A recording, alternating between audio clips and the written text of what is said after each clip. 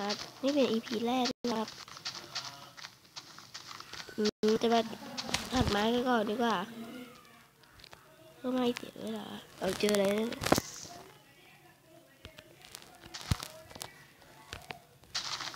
มันเจออะไรลอยฟ้าเนี่ยถ้าใครอยากได้แบบนี้เดี๋ยวจะบอกซีดไปนะครับ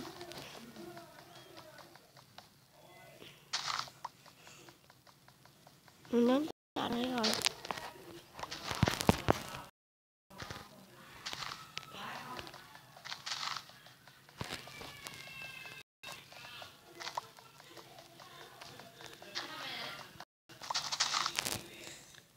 ไม่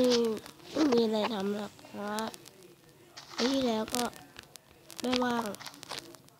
ไปต่างจังหวัดอาทิตย์แล้ว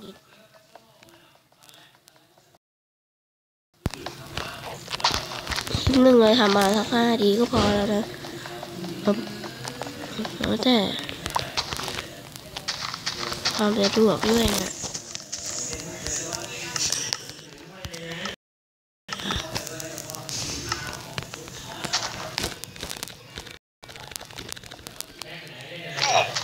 ขอจบคลิปแค่นี้นะครับ